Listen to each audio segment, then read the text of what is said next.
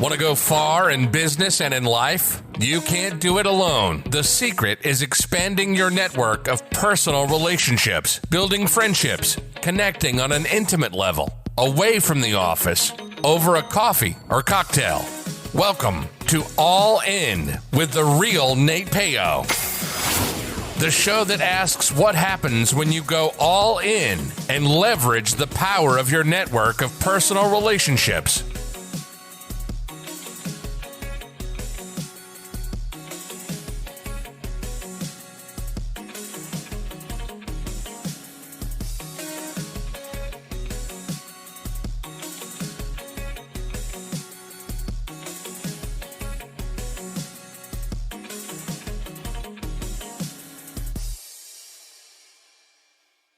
From author Donnie Bovine comes the book, How to Be a Success Champion, available on Amazon. After years of living other people's dreams, author Donnie Bovine decided to jump out on his own and start a business, thinking it would be easy. Instead, he had a rude awakening and quickly understood that he had spent 20 years being an employee and had no idea how to be a business owner. His business was tanking, and he was on the brink of losing everything when he decided to fight for business freedom. In this must-read and life-changing book, author Donnie Bovine shares with readers his story intermingled with lessons learned from his mistakes and his failures. In How to Be a Success Champion, you will find advice the author received from mentors and how he went from zero to a six-figure business. The author walks you through the steps of how to get out of your own way, how to play the game of business and win, find your strengths, how to network effectively, how to build a personal brand, how to create champions for your business, how to get great at sales, how to take complete ownership of you and your business. How to Be a Success Champion from author Donnie Bovine, available on Amazon in both Kindle and paperback editions. Order your copy right now. It makes a great book for corporate events too. How to Be a Success Champion from author Donnie Bovine, available on Amazon.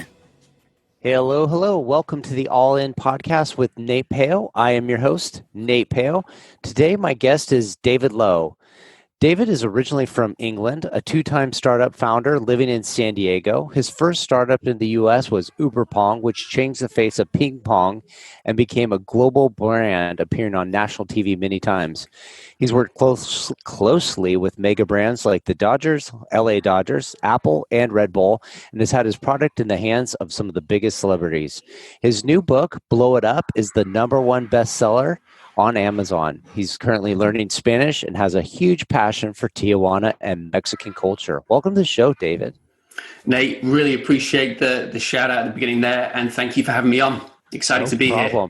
Really excited to finally have a conversation with us. I think we got introduced to each other via a fellow podcaster, and we've been kind of bouncing around a little bit on Twitter.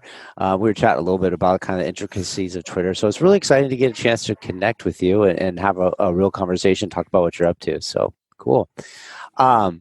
So how did you, figure out that you had a passion for Tijuana Mexican culture? Because one of the first times I grew up in Nebraska, which is middle of the country, if you're not familiar with that because you're from England, but I moved out to California. I went to Tijuana my first time. And I remember we crossed the border and we go to this bar, and we're in there for like maybe 30 seconds before this dude comes up with whistles blowing, picks one of the girls up in our group, throws him over his shoulder, and runs off with her to like some like tequila shot like chair, and but we didn't know that's where he was taking her. I was just like, well, great, we've been here for 30 seconds and we've already been lost one of the people we came with. It was a crazy experience. So I know Tijuana's not all shots and tequila shots in the bars, but it was just an interesting experience to kind of get the welcoming that way. Well, I'm glad to hear that you've been, because I've spoken to plenty of people that they've been to, say, Mexico City or Guadalajara, like other cities, maybe Cabo and Cancun, but not Tijuana. And unbelievably, since moving to San Diego in 2016, there's a lot of San Diegans that I've met who've never crossed the border. I mean, it's about 14 miles away. Mm-hmm. So that's just, that's just unbelievable. But the passion started when, I moved from Austin, Texas in 2016 to San Diego, and I'd only been to Mexico City. And so when I arrived in SD, it was yeah, I mean, it was all about kind of, I was thinking of LA and San Fran and everything. And then people were like, oh, have you ever been to TJ? And then, of course, I started to look into it a little bit, and all the locals were like, don't go, it's dangerous. But I'm a traveler, I've been to 32 countries, and I love to travel and explore. And in a lot of cases, like, I know that the press has kind of spun it a certain way. So in Tijuana's case, they've, with cartels and everything and the drug trade, that gets the press, and a lot of murders over there, that gets the press. But if you actually look at it and sort of line it up against cities like Detroit and St. Louis, it's really kind of comparable in a sense. And there's plenty of safe areas for Americans or, foreigners to go. And so, the early exploring, if you like, was to jump on the trolley in downtown San Diego. It took about 45 minutes to get to the border, which cost about $2, unbelievably cheap. You hop off that and then just literally walk up this ramp, and you through the border in about 5 minutes and in a completely different world. So I recommend it to any San Diegans, any Californians, in fact, anyone I meet. And I wrote a blog post, for, what's the title? It's like Americans Crossing into Tijuana from San Diego. And it on average, it gets about 5,000 hits a month. And there's a lot of people come through my Instagram saying like, hey, can you give us tips on TJ? So there's the microbrewery scene there is great. Coffee shops, some of the best like in the area. And the people are so friendly. The tacos are the best in the world. I got a lot of time for TJ. And my Spanish is just going up and up and up and improving. Skyrocket. Well, yeah. It's funny because when I moved to California, I started my career in construction industry. And so I worked with a lot of people that were born and raised in Mexico, and some even, lived in Tijuana, and they would cross the border every morning to come to work. Because I started my career in San Diego too. And they would take me and some of my other coworkers that grew up in the Midwest over to Tijuana. And you're right; it's a completely different world when you cross the border. It just completely changes, and it's definitely different than going to like the Cabo or the Cancuns, the touristy destinations.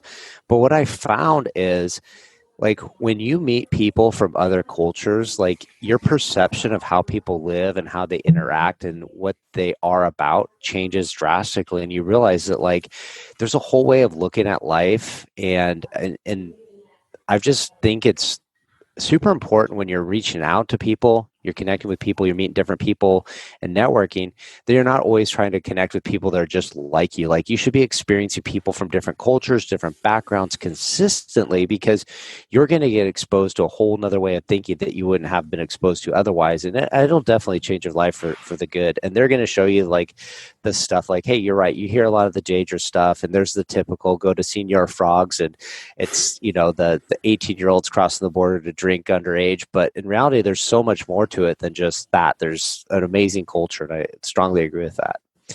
So my first question for my guests always is this idea of luck. Do you believe in luck? What are your thoughts around luck?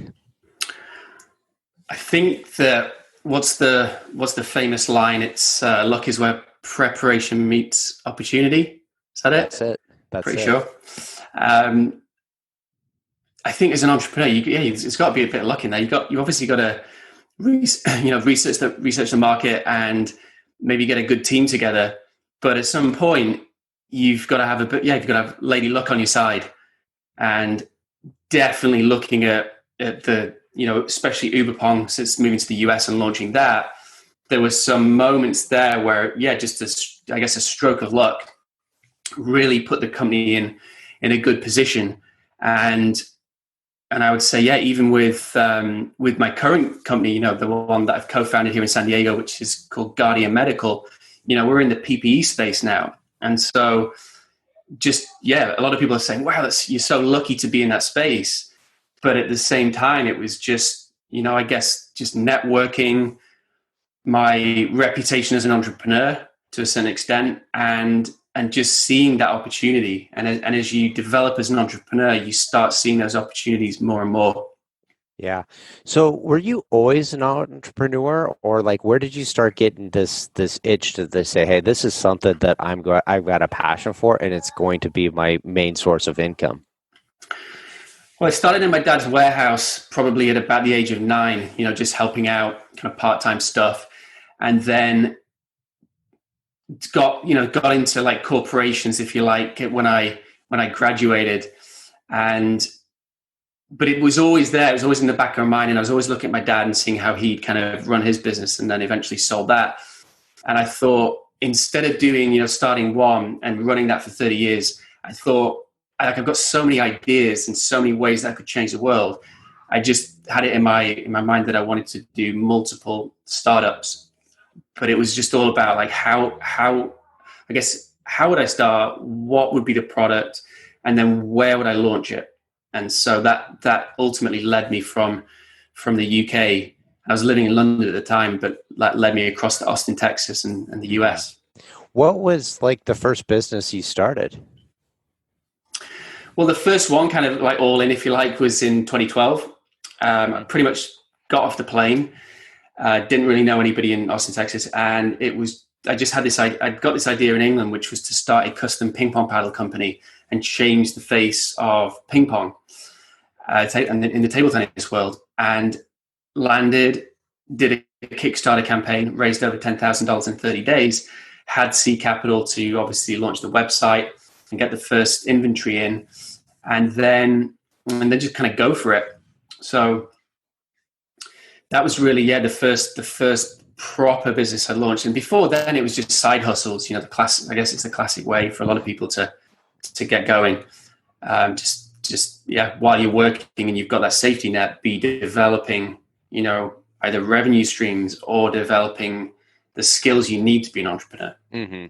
That's like one of the things that I think is tough. I think your first time you get started with business ideas, you're like, hey, this is going to be easy.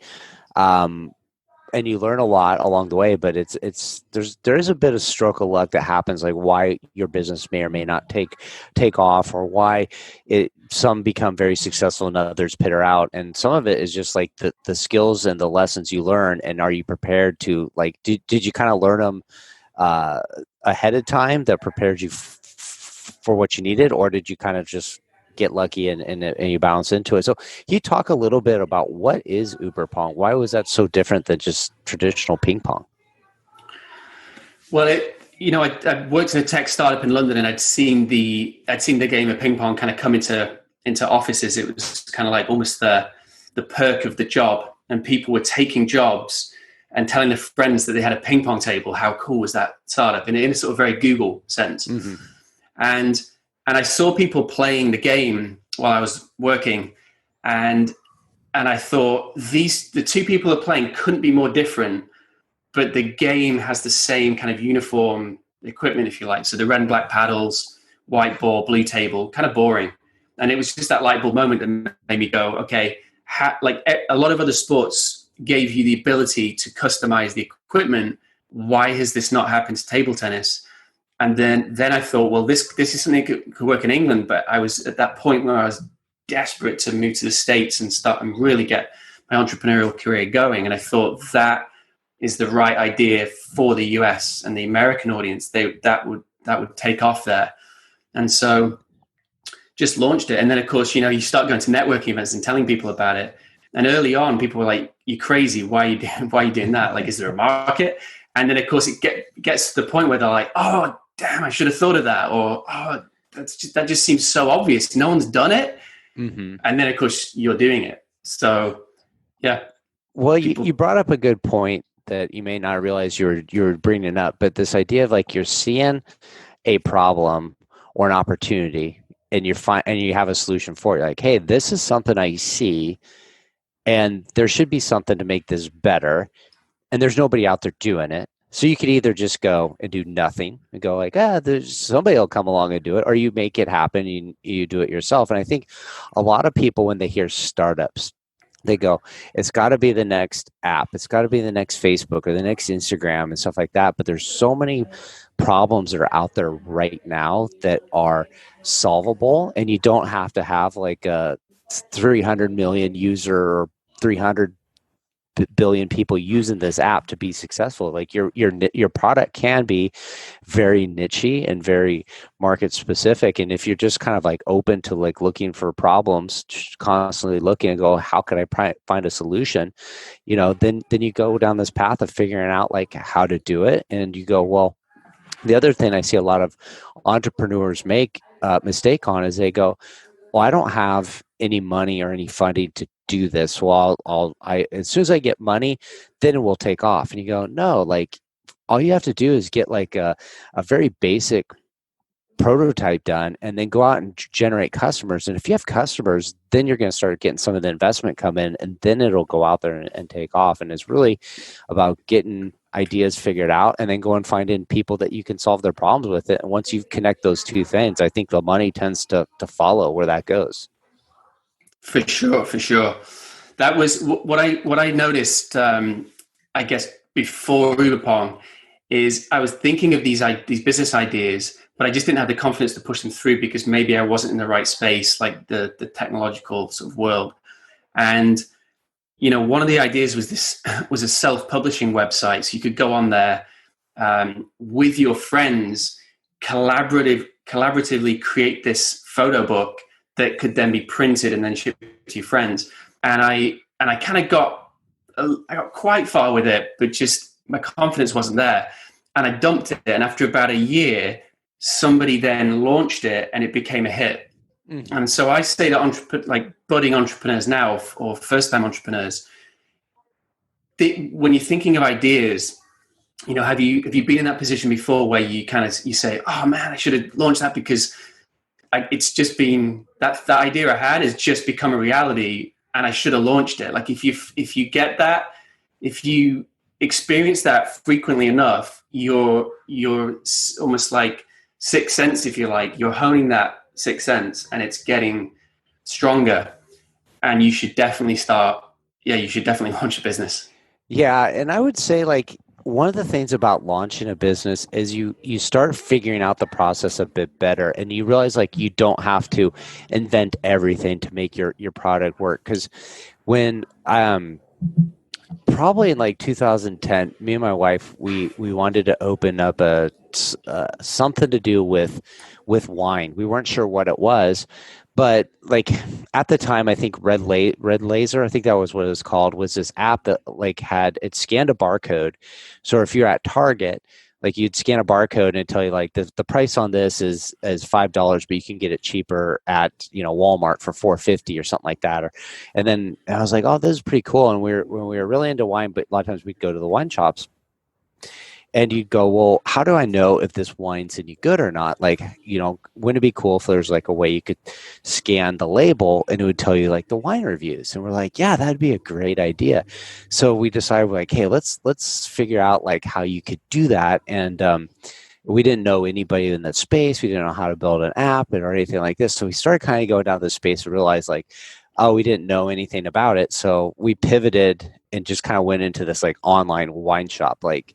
And then a few years later, Vivino came out, and the Vivino was a little bit different than the idea we had, but essentially was the same. As you scanned a label and it told you that you could rate it, and then you'd follow people and then you'd share like ratings and reviews. And I think you could start like having your wine cellar logged in, so when stuff was supposed to be drank and all the good stuff you needed. And I was like, damn, that was like the idea we kind of had. So they must have been thinking the same thing about the time we were, because it would have probably taken about that same duration to launch something like that.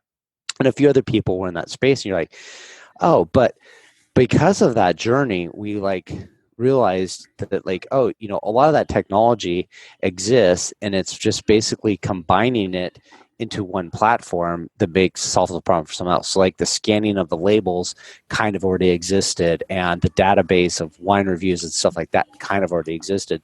And I think even though that didn't really pan out for us, it's given me a leverage up front to like go, hey, I'm more open to ideas of like going, if I have an idea and I'm trying to implement it and there's a feature that I need to implement on this, I'm like, well, there's got to be somebody else that already probably has this thing figured out. We just got to find them, implement it to it. So it's definitely it gives you practice of execute on ideas when you start businesses, and you learn from the failures. So It's good to, I think, especially first-time entrepreneurs, you want to get out there and kind of iterate, pivot, and almost make all the mistakes, like experiment. I keep saying this, like since I moved to the States, like all these entrepreneurs saying you got to fail. I'm like, this is America. Like failure should not be, it's not a very American word. So I'm like, experiment, switch the dialogue.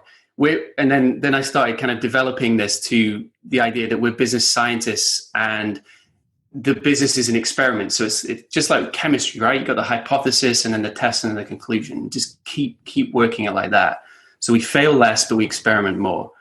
I love that because you're right. Like if you said, "Oh, we failed," well, you didn't really fail, and like your life's over. Like you didn't achieve anything. You're gonna pick up the pieces and carry it on. So you still have an experience. You learn from that. You learned a way that something doesn't work, and then you can take those experiences and apply them to other things. And you're continuously experimenting. I love that concept. So you've written a book that helps. Founders, startup companies, I guess Blow It Up is the name of the book. So can you tell us a little bit about what's in that book? The listeners can't see that, I know, but I'm dropping this in. Blow It Up 21. Shameless plug. There it is, 21 ways. What was the question? Sorry, I got distracted. Well, talk a little bit about your book and you know what is the value in the book that the readers could expect to learn about. Yeah, so really, you know, I'd seen a lot of business books, like I guess early on, getting my early entrepreneurial inspiration from the likes of Richard Branson and so on. And let's say the books out there were focusing on a very specific kind of area of business, and you felt often that there wasn't enough in there, and you had to get like a series of books to get what you needed.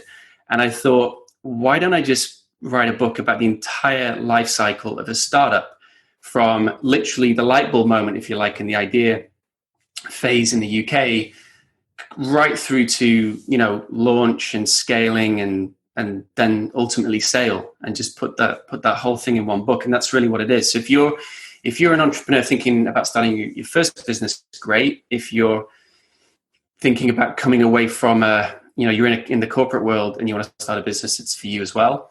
And even, you know, established entrepreneurs who want to learn about maybe e-commerce, which was the space I was in, or sport, or doing events with the likes of the LA Dodgers, how to get the LA Dodgers as a client, you know, the big clients like that, and how to get your product into pretty much every major, you know, the office of every major brand in the world. It's pretty much what I did with Uberpong. So it's all in the book. You talked about a lot of stuff I think a lot of entrepreneurs forget about. It's like you have an idea, so that's maybe you're an R&D guy, and then you have product development. So like there's, you know, it's a lot of times an engineering background, or you're a creator, or you're stuff like that. And then, but really where you get serious with building a business is you're in sales, whether you like it or not. Like you're in sales, reaching out, marketing to get in front of these organizations. And that's a skill I think a lot of entrepreneurs forget that they need. They're like, hey, if I build a really cool product, it's going to sell itself. And it's like, well, somebody's got to go out there and tell the story of why it's so cool and why you want to check it out. And if you don't have that, like especially entrepreneurs, a lot of times you become the face of your company, and that's a skill set that you have to learn. And it's a challenging one, and you have to step out there. And a lot of times you're not used to being the face of the company. You're not used to being the one that's always visible to the public, and it takes time to get comfortable, and takes time to learn to those skills of becoming a salesperson. So, cool. If you think of the Silicon Valley model, it's the tech. Let's say it's the CTO works on the initial sort of architecture and code to get the beta version out, but they can't sell, so they need to pitch or bring in like a CEO to pitch it, who knows the numbers, to get the funding and so on. And then you've got that team, the core team. But a lot of people are doing, you know, essentially creating startups with no way of making money from day one. And I think that's really dangerous, especially as a first time founder, like super, super dangerous, because you're relying on money to make money. And I think from an investor standpoint, that's like, it's just a huge risk. And of course you only hear about in the big like Entrepreneur magazine, you only hear about the unicorns, right? Which of course is a minuscule percentage. So the majority of people are having to work out how to make a viable business from day one. And I think that's, the balance needs to be addressed there, because people just think, oh, I can scribble something on a napkin, push it across the table to an investor and get a huge check and be valued at $1 billion tomorrow. It's like, it's not going to happen. Yeah, because, as an investor, you're going to be looking at it and go, hey, that's a lot of money for me to risk.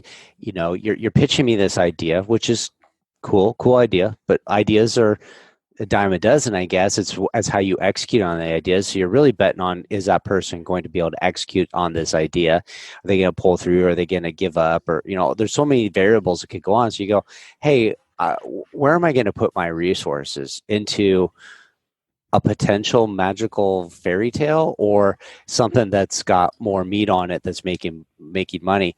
And I learned this early on with probably the first time I ever saw a pitch contest was in 2007.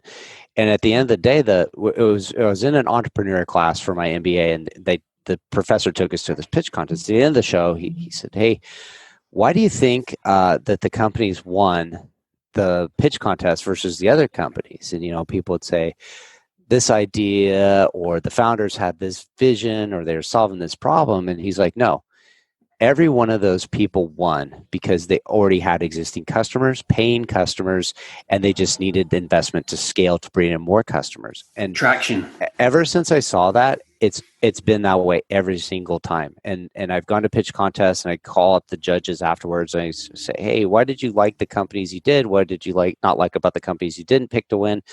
That type of stuff. And it usually boils down to these guys had customers, and they were ready to expand on their customers. And it's just like, go get those customers first. If you get customers, you're more likely to get the investment, and then you're more likely to have a successful business. If you can't get customers, it's going to be hard for you to get over that hump and get somebody to invest in an idea. Well, the two things, right? So user base or revenue, it's got to be one of those two things. Exactly. Otherwise, if it's just an idea and that's it, I mean, good luck. Yeah. So my next question is something I think every entrepreneur has an idea of what it means to them, but somebody that's been there, they've done it successfully, they've had successful exits. What would you say all in means to you? What does it mean to be all in on an idea, an outcome, or a startup business in this case? To you, what does that mean? Well, I think, if you think of the expression, the first thing that comes to mind is like cards, right? Like blackjack, like you're all in. So you put all your money in. Not necessarily. All in can mean all of your energy. Or if you've got that, say, full-time job or the thing that's keeping the lights on, it's kind of it's becoming part of your life all your evenings, like say your evenings and your weekends are being consumed by that thought and that idea. That for me is all in. It can be all in, should I say. And then if you take that, let's say the work you're putting in evenings and weekends, and you're getting traction, you're getting maybe investors interested, or even getting investment, then you can kind of go from that to truly all in, which is where, I won't say 24/7, because again, that's a very Silicon Valley mindset, which leads often to burnout, especially if it's, new grads getting lots of money, they're just going to burn out. Yeah. But at the same time, it's I think where you're sort of mildly obsessed about the business idea, that's all in. And I think if you're doing side hustles, like I realized this when I was doing it, but if you're doing side hustles, you're not into it enough. Like you're almost kind of like a consultant, so you can kind of dip your toe in the water, make some money, then kind of come out, rather than being fully just immersed in the venture. Yeah, it's like if you have a side hustle, you're almost like you got a backup plan, and hey, do I want to get up and put in the hours? Do I want to have those uncomfortable conversations? Do I want to, do what it takes to really push my business forward? When you're not all in, you're going to not put that efforts. You might give up sooner than you thought. And that's something that, each individual has to make for themselves. But you're right. Like if you really, really want to take it to the next level. I mean, people make good side hustle money, and there's nothing wrong with like, hey, you get an extra little bit of income. But if you're talking about saying, hey, I want to take like an extra $50,000 a year to $5 billion a year, like you can't do that part time. You're going to have to burn the bridges, put yourself all in it, and we'll really work on getting people to help you solve this problem, because most businesses of that scale, you can't just do it all on your own. You're going to need a support team to get you there. Nate, here's an example of all in, not necessarily the most obvious one because it's not a startup. So one of my heroes is called Philippe Petit, who's a French guy, and he did the tightrope walk between the World Trade Centers. Okay, now if he'd spent years and years, like almost a lifetime, getting to that point, which was his dream, which started actually, incidentally enough, as a napkin sketch. If he'd spent that whole time getting to that point and being all into that and having to sneak into the World Trade Centers while they were about to be completed, and then hiding out, evading the security guards and all this, to then do the tightrope walk, for the camera to film him and then pan down and show the safety net underneath, it wouldn't have worked, would it? No. That's all in. That is true. That's all in. So let's talk about your book for a little bit. Who is that written for? If you're sitting at home and you're thinking like, who should be checking out this book and reading it, and what value? We talked a little bit about the value, but who's this book written for?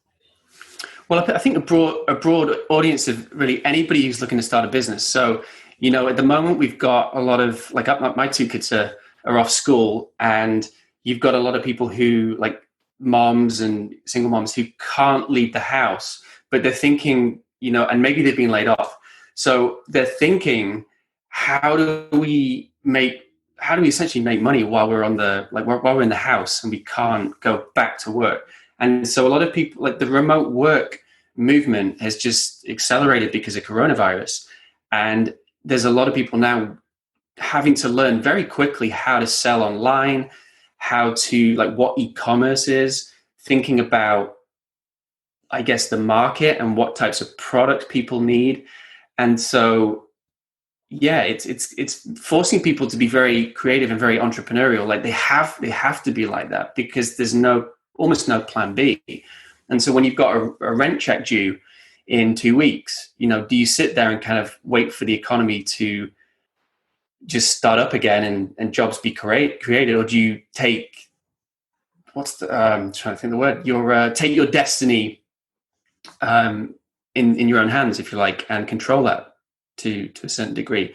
And so what the feedback I've heard so far, again, from speaking to people who bought it through Twitter, is that the timing was just right. Like they were at that point where they were thinking, should I launch it, or should I go back to work, or should I stay in the job and all this? And then they get, they've bought it and they'll say things like, oh, I'd have regretted it for the rest of my life if I hadn't launched the business, and the book really helped me, get things going. And they see me as a British guy who's come across the US who's made it, and really knowing nobody over here, with with about $5,000 of savings brought across from England, so not a ton, to get this off the ground, being resourceful.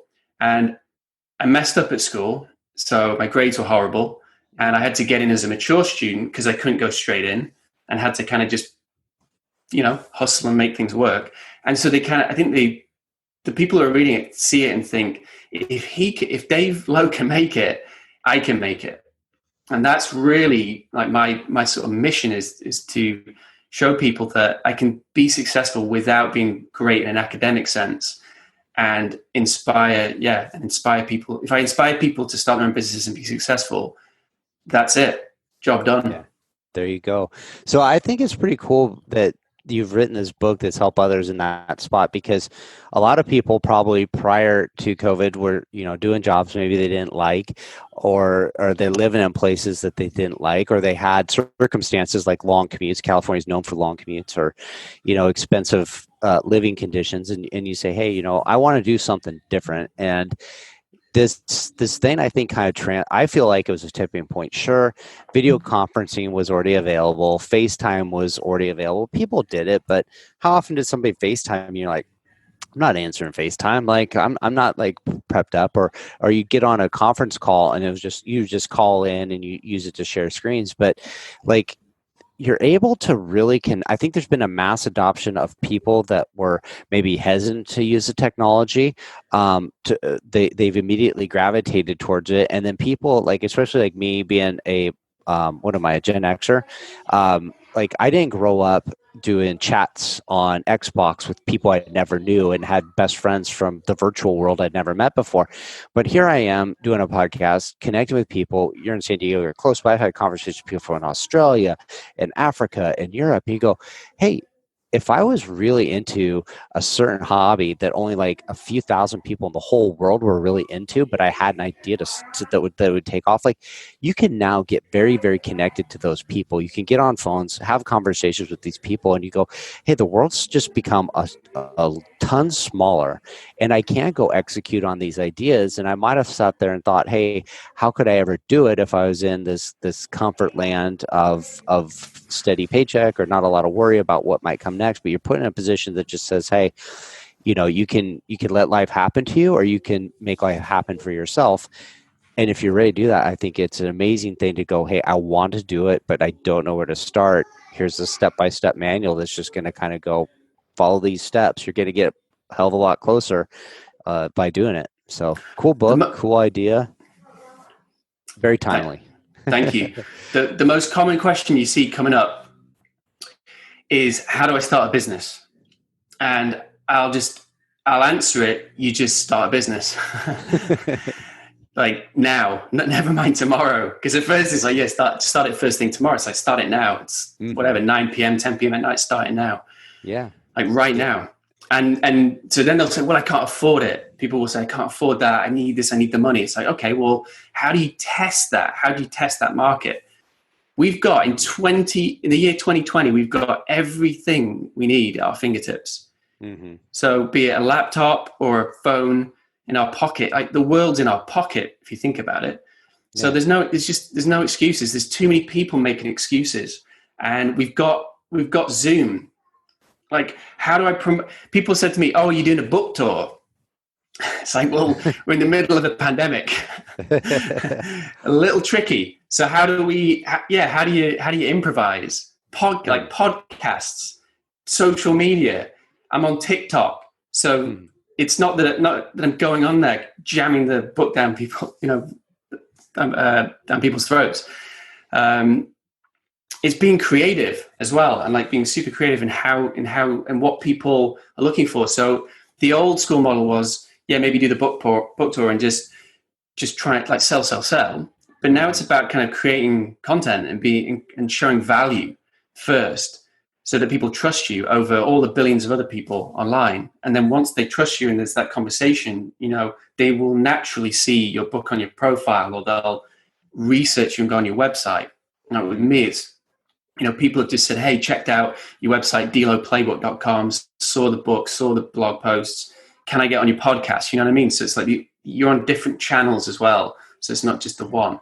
Yeah, for sure. And I love that part where you said, just get started, because too often you sit there and go, when the timing's right, I'll get started, or I haven't got it all figured out. I don't know what it is. It's like every business, everything, not everything, but the majority of things that were a creation that I've been involved with, the end outcome was a lot different than the initial starting spot. Like, you're not going to get it right off the bat, but you're going to need to take this journey. And if you don't start that journey, you're never going to get to where it's going to end up. So don't wait for the idea to get completely finished, or the logo to be right, or you don't have a name. Like the name will come, all that stuff will come. Work on the idea, start solving the problem, start adding value, and go down this path, and it's going to evolve, and you're going to figure it out as you go. And so hit the ground running and start. Couldn't agree more with that. And also, how bad do people want it? So you want to start a business. Okay. Do you really want to start a business? and kind of almost flip it back. And the one I use a lot is, people will say, I can't afford the domain name. So, well, how much is a domain now? About roughly $10. Like, obviously, depends if it's a .com or not, but let's say about $10. Do you drink coffee every day from Starbucks or wherever you go? Yes. Or most of America's hooked on caffeine. So yeah. So what's that? $5. So don't drink coffee for 2 days. You've just bought your domain. Can you do without coffee for 2 days, or can you make it at home? Of course you can.